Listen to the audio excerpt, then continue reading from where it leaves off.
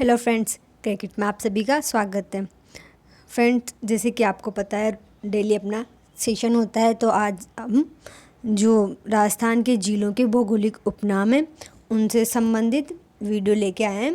तो आप एंजॉय कीजिए वीडियो को। जहाँ पर कोई डाउट लगे तो कमेंट किया कीजिए कि ये डाउट है, कोशिश करूँगी कि क्लियर कर सकूँ। और जैसे अपनी टैगलाइन है, प्रैक्टिस मेक एग्ज़ाम परफेक्ट, तो प्रैक्टिस तो करना पड़ेगा फ्रेंड। आप आलस लेके बैठे रहोगे घर पे कि नहीं मुझे तो सब कुछ थाली में परोस दिया जाए, तो ऐसा कुछ होने वाला है नहीं। जादू वादू के ज़माने आजकल है नहीं, तो खुद का काम खुद से किया कीजिए। जैसा कि लॉकडाउन चल रहा है तो आलस से लेके घर बैठने से कुछ नहीं होगा। टाइम टू टाइम अपना काम पूरा कीजिए तो लाइफ परफेक्ट बन सकती है। तो फ़िलहाल वीडियो परफेक्ट बनाते हैं, चलते हैं, पढ़ाई करते हैं। जयपुर के उपनाम, आज हम जो पहला रहने वाला है वह होंगे आपके जयपुर के उपनाम। तो शुरू करते हैं। जयपुर के उपनाम। जयपुर को किन किन उपनामों से जाना जाता है? जैसे कि आपको पता है कि इंसानों के सबके उपनाम हुआ करते हैं, निकनेम्स हुआ करते हैं। तो जयपुर के कौन कौन से उपनाम हैं ये बताने हैं आपको। तो चलिए देखते हैं। जो जयपुर का पहला उपनाम रहने वाला है वो आपको सबको पता है, गुलाबी नगर। गुलाबी नगर जयपुर को इसलिए कहा जाता है कि यहाँ पर सवाई राम सिंह द्वितीय ने जब गुलाबी पेंट करवाया था सारे जयपुर पे, तो पुराना जो जयपुर है वो फ्रेंड्स पूरा गुलाबी कलर से बना हुआ है, हल्का हल्का, जैसे कि अपनी स्क्रीन दिख रही है वैसे ही कलर में सेम उस पर पेंट किया हुआ है, तो इसे गुलाबी नगर कहते हैं। पूर्व का पेरिस भी इसी का उपनाम है। पूर्व का पेरिस भी इसे कहा जाता है क्योंकि देखने में बहुत ही सुंदर है। भारत का पेरिस भी इसे कहा जाता है। और रंगश्री द्वीप, क्योंकि एक जैसे कलर से बना हुआ है इसलिए रंगश्री द्वीप भी इसे कहा जाता है। ये सारे उपनाम फ्रेंड्स ध्यान रखना, क्योंकि हर कॉम्पिटिटिव एग्ज़ाम में इन सबको पूछा जाता है और अपनी कला संस्कृति से संबंधित भी हैं, तो ये आपके लिए जानना भी ज़रूरी हो जाता है। किसी पर्टिकुलर जगह पर अपन जाएँ तो उसके बारे में कुछ याद हो तो अच्छा रहता है। तो जो एग्ज़ाम की तैयारी कर रहे हो वो या ना कर रहे हो उनके सबके लिए अच्छा रहने वाला है। देखते हैं नेक्स्ट जो क्या है, बेबर नगर। बेबर नगर भी इसे कहा जाता है। हीरे जवाहरात की नगरी भी इसे कहा जाता है। क्या? हीरे जवाहरात। आइलैंड ऑफ ग्लोरी, ग्लोरी सुंदरता की, जो सुंदरता का आइलैंड है वो भी इसे कहा जाता है। यहाँ पर बहुत ही सुंदर सुंदर महल, झीलें, जल महल वगैरह बने हुए हैं इसलिए। और पन्ना जो कि एक डायमंड है, नोट पन्ना धाई, तो पन्ना की नगरी भी इसे कहा जाता है। और सैलानियों की नगरी, फ्रेंड्स ध्यान रखना यहाँ पर सैलानियों की नगरी है, इसे सैलानियों की नगरी कहा जाता है क्योंकि सैलानियों की जो स्वर्ग है वो और किसी को कहा जाता है। देखते हैं नेक्स्ट। जो नेक्स्ट आपका जिला रहने वाला है वो कौन सा रहेगा? जी, जैसलमेर। जैसलमेर जो आपका नेक्स्ट जिला रहने वाला है, तो इसके कौन कौन से उपनाम हैं, इसकी क्या कल्चर है, तो उसके बारे में देखते हैं। राजस्थान की स्वर्ण नगरी, सबसे इम्पोर्टेंट है ये। राजस्थान की स्वर्ण नगरी किसे कहा जाता है?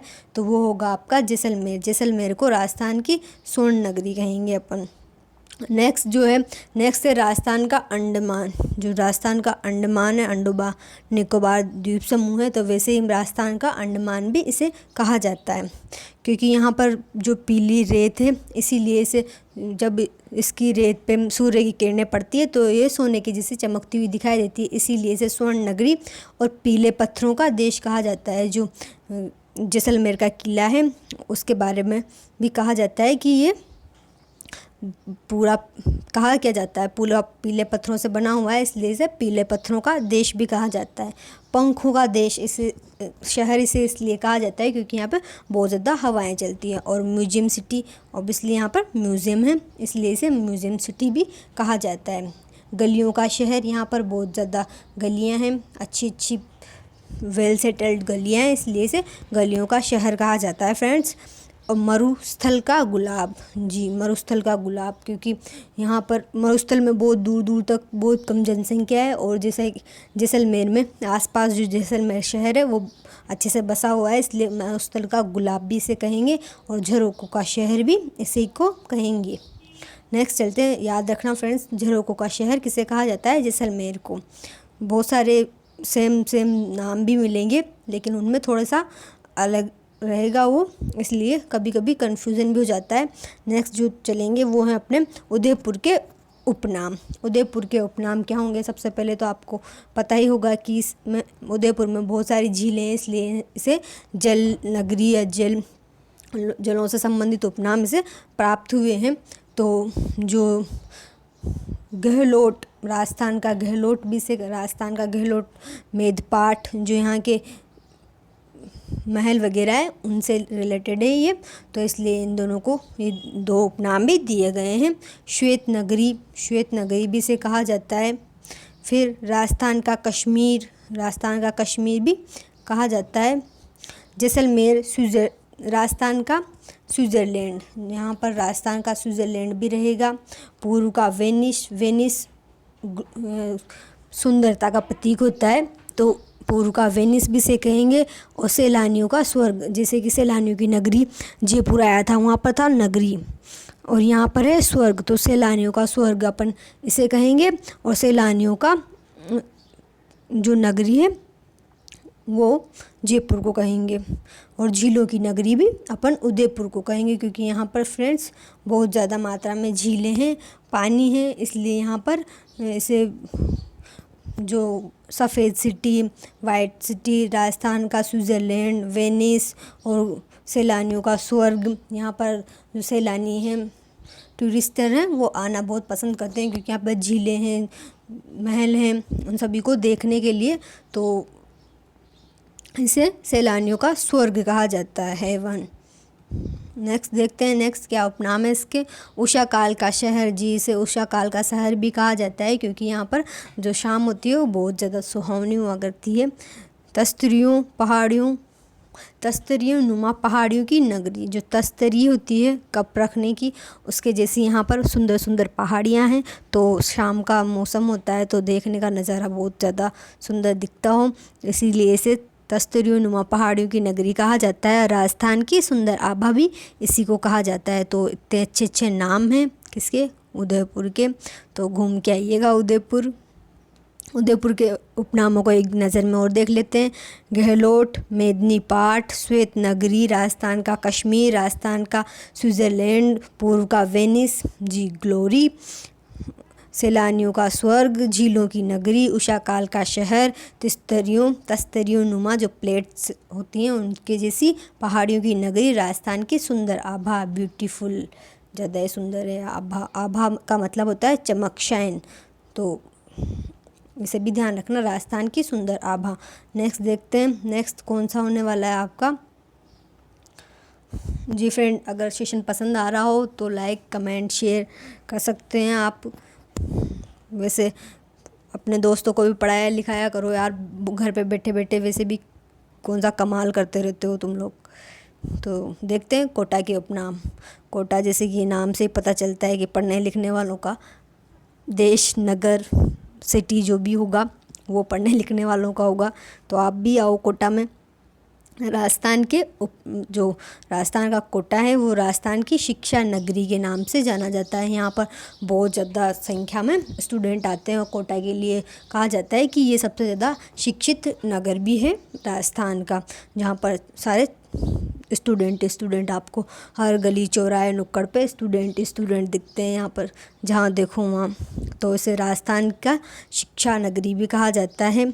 चंबल का वरदान, जी फ्रेंड्स यहाँ पर चंबल नदी बनी हुई है, चंबल डैम है, गणेश उद्यान है, तो चंबल पार्क है, तो ऐसी बहुत सारी जगह हैं तो घूमने के लिए इसलिए इसे चंबल का वरदान भी कहा जाता है। कोचिंग नगरी, कोचिंग सेंटर भी इसी को कहा जाता है, क्योंकि यहाँ पे बहुत ज़्यादा कोचिंग्स हैं, तो ऑब्वियसली से कोचिंग सेंटर। शिक्षा नगरी है तो कोचिंग सेंटर कहेंगे, कोचिंग नगरी होगी। चंबल का वरदान, चंबल बहती है यहाँ पर चंबल डैम भी बना हुआ है, तो इसीलिए इसे चंबल का वरदान कहेंगे। औद्योगिक नगरी, यहाँ पर उद्योग वगैरह भी हैं, रिफाइनरीज़ वगैरह, तो इसे उद्योग नगरी भी कहेंगे। राजस्थान का कानपुर, जैसे कि कानपुर में बहुत ज़्यादा उद्योग धंधे हैं, तो इसे औद्योगिक नगरी बुला रहे हैं अपन, तो राजस्थान का कानपुर भी इसे बुलाएंगे।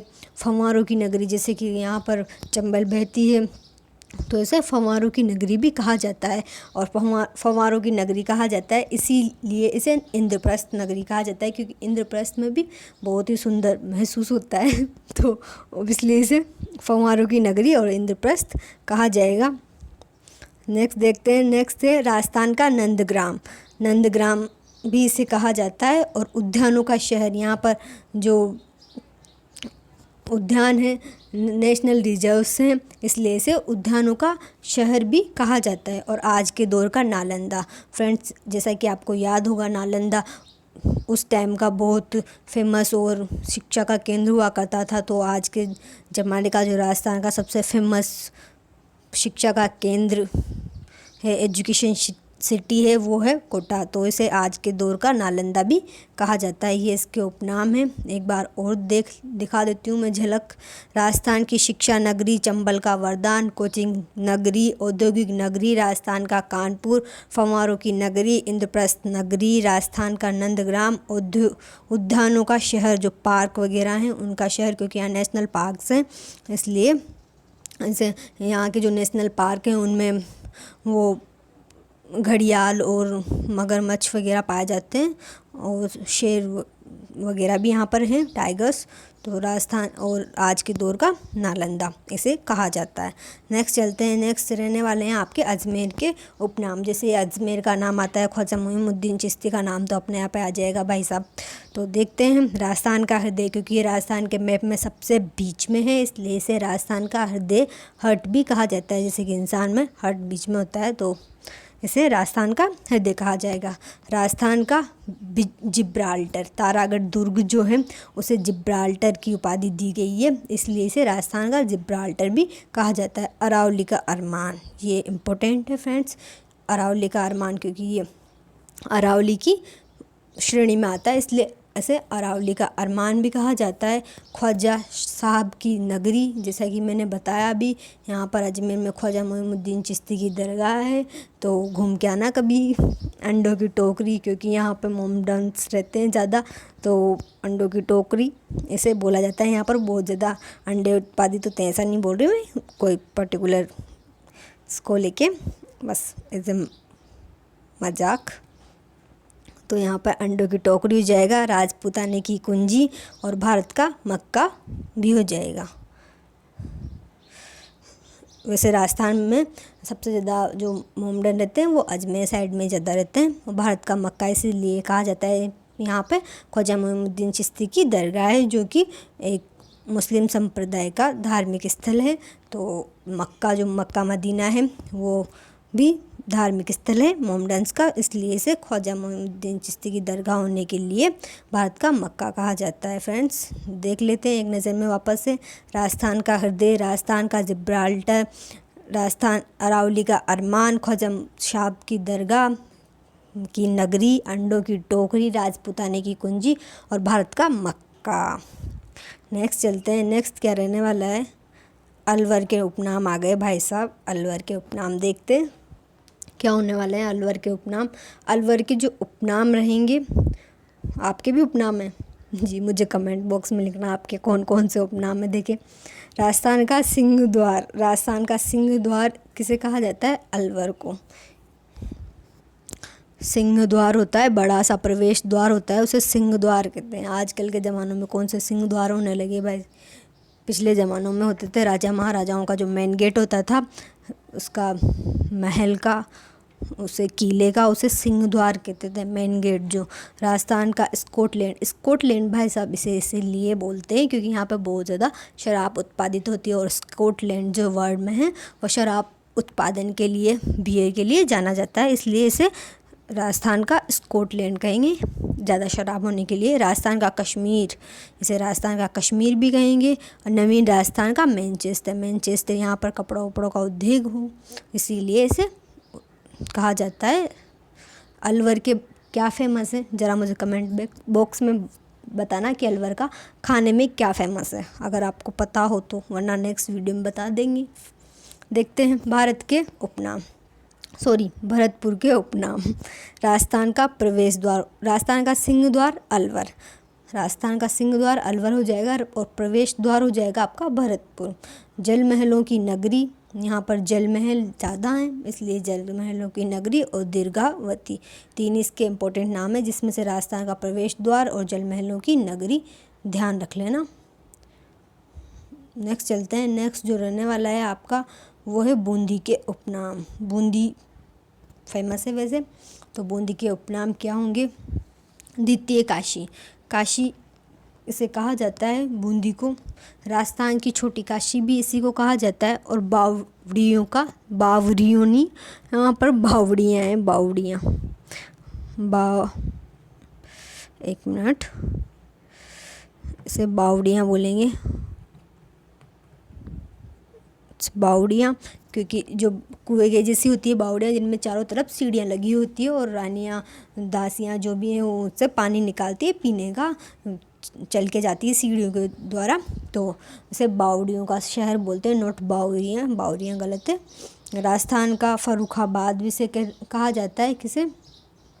फर्रुखाबाद इसे कहेंगे, राजस्थान का फर्रुखाबाद। और सीढ़ी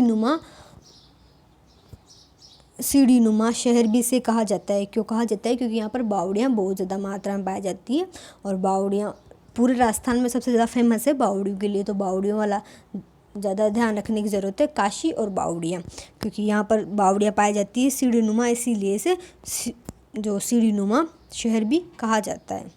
नेक्स्ट देखते हैं झालावाड़। झालावाड़ भाई साहब वैसे बहुत फेमस है। यहाँ पर राजस्थान की सबसे ज़्यादा बारिश होती है। कहाँ पे? झालावाड़ में। तो झालावाड़ के उपनाम देख लेते हैं। राजस्थान का ब्रजनगर। राजस्थान का ब्रजनगर किसे कहा जाता है? झालावाड़ को राजस्थान का ब्रजनगर कहा जाता है। घंटियों का शहर भी इसी को कहा जाता है। ऐसा कहा जाता है कि जो झालावाड़ है उसमें राजस्थान के सबसे ज़्यादा मंदिर हैं, तो इसे घंटियों का शहर कहा जाता है। नेक्स्ट देखते हैं। नेक्स्ट राजस्थान का औरंगाबाद। औरंगाबाद में भी बहुत ज़्यादा पुराने तीर्थ स्थल हैं, पुराने जो मंदिर वगैरह बने हुए हैं, तो पुरानी संस्कृति है वहाँ पर, तो इसीलिए इसे औरंगाबाद भी कहा जाता है। राजस्थान का नागपुर भी इसी को कहा जाता है। और संतरों का शहर, ये सबसे ज़्यादा फेमस रहने वाला है, आपके लिए याद रखने लायक है ये सबसे ज़्यादा, कि इसे संतरों का शहर कहा जाता है। संतरा ऑरेंजेस होती है, वरना आप कन्फ्यूज़ हो जाओ व्हाट इज संतरा ऑरेंज। और तिराहों का शहर।